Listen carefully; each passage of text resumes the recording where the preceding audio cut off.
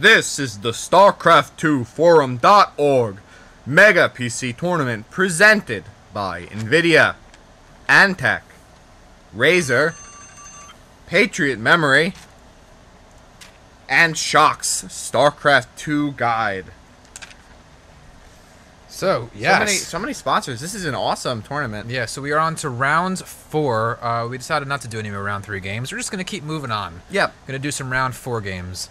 And so let's get right to it. Let's get to it. All right. As soon as we break that up, there we go.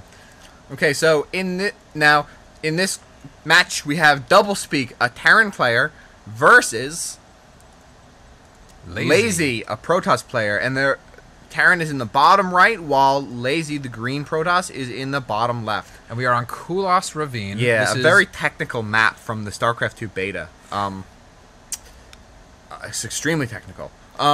Basically, there's a natural expansion which is not on the bottom of a ramp. It's just on normal level ground. And there's also a third expansion that's accessible from your main by destroying destructible rocks which block the ramp. But there's also another ramp into that base, also blocked by destructible rocks, allowing your opponent to get into it also. And another high-yield expansion to the north of that. That's mirrored on the opponent's side of the map as well. And there's also, with positions like these, the one thing players have to watch out for, and one thing that I rarely see anybody capitalize on, is there are also, from your natural expansion area, there are 2 sets of destructible rocks right here that give you access to your opponent's natural expansion. Right. And now this can come to the high ground above your opponent's natural for the potential of killing workers with ranged units from that cliff. Exactly. All right, so let's get a little to the details of this game. Okay, let's go. Lazee going down with a standard gateway at standard timing, and Doublespeak. Again, nothing abnormal here already. Right. I like these are good builds from these players. The Protoss buildings are placed inwards of his base, which I like against a Terran opponent because it is so easy for Terran opponents to easily pick off buildings at your choke. On a map like this, I don't know though, because there is no ramp. It's going to be easy if the Terran tries to run into the Protoss' base with a unit like Hellions. I might prefer to wall off on a map like this, but either way, it's good building placement for verse Terran, and good timings. And for the Terran opponent, I like the early orbital command and the wall-in at his choke. These are just good placements in general for both players. And so now we have, now we have the Terran player scouting north, and the scouts pass each other in the middle. That's always so cute. I love that moment. Yeah, especially when they bounce like that. They bump and give a little StarCraft high 5. I wish that like they was programmed into StarCraft when that happened, that little hearts would appear above the above the 2 workers, but only within the first minute of the game. And now that scout being denied from the wall off, and we have another SCV getting out of the base for the Terran, as well as the Marines coming out. I wonder if he's hunting for that probe, or if he's going for some kind of... But the probe is on its way back, and he's going for a fast expansion. Wow. That's amazing. I'm excited about this, because by expanding quickly to his natural, he is going to have so much more resource income than the Protoss opponent. And if the Protoss does not scout this, there's, right now, for Doublespeak, it is his hope that Protoss does not scout this, is going to kind of be teching up for a little while. Yeah.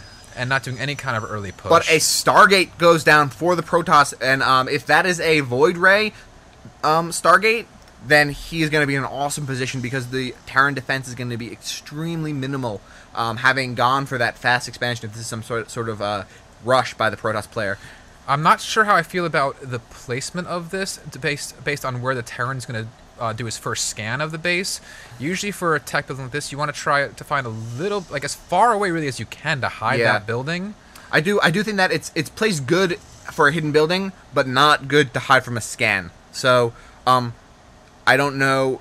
I think maybe the Protoss player is banking on the fact that the Terran will be using all of his orbital command energy on mules, which is relatively common.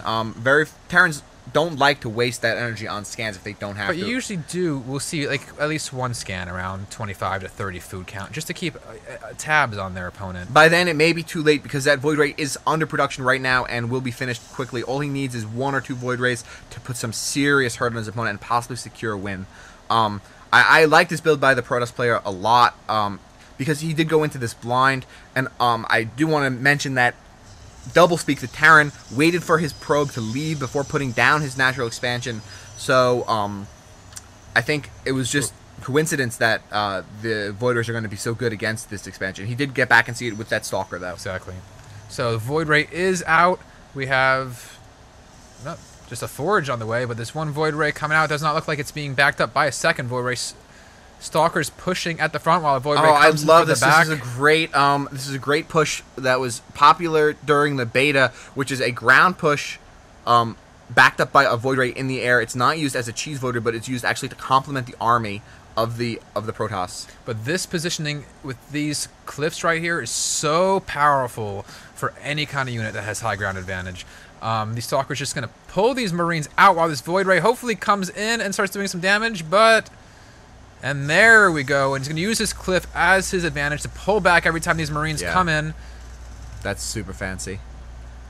I like that a lot. So right now, this entire expansion is not able to mine as long but as the this Terran Void Ray putting is down here. some missile turrets, which are going to dissuade the Void Ray from coming in and poking at his SCVs further. And we do have a forward pylon here to warp in additional reinforcements.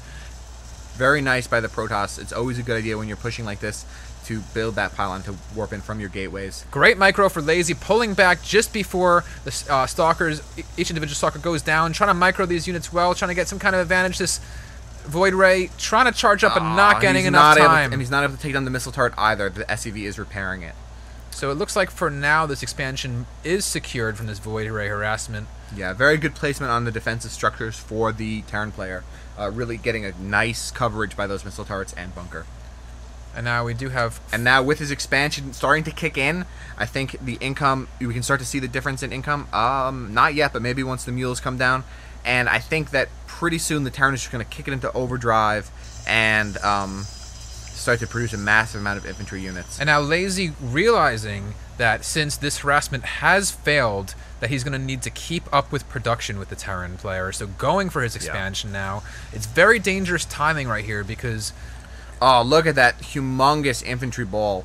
The Protoss army is starting to begin to get dwarfed by the size of the Terran army. 62 food to 44 in the Terran's favor. That's a lot of Marines. Now, what Lazee needs to do is he needs to keep this Void Ray moving around the map, harassing wherever he can find a place to harass, keeping this entire massive force contained in the base. He does not want him to push out. And here come the Protoss army. Wow, that's a lot of so awesome force field splitting up the Terran army, but it's not enough. There's just so many Marines and so much infantry. It's going to push the Protoss ground forces back. Wow, that's so much infantry. And now going for a counter push right now, knowing that this is his timing window before that expansion kicks in for the Protoss player, taking down the forward pylon. I'm not so sure the Protoss player is going to be able to hold this off unless he warps in units quickly. He needs to get those cannons down right away, but they're not going to be down fast enough to stop this influx. Nice force fields blocking off the Terran infantry from getting complete access to his natural, maybe buying enough time for his cannons to finish. We'll just have to see. This is going to be down to the hair. I still don't even know if he's going to be able to hold it with the cannons done. And no, the cannons are not going to finish in time. The Marines and Marauders are just going to lay waste to this natural expansion. Now Lazee giving up on this expansion now, trying to regroup in his main base. Nothing coming out right now, though. His economy is somewhat low, but he needs to warp in anything he can right now because this Terran force is going to charge right in here any moment. Concussive Shell is about to finish for the Terran. Oh, nice try with the force field. I don't think it's going to block enough, though. More and more reinforcements coming for Terran, for Doublespeak. This is going to be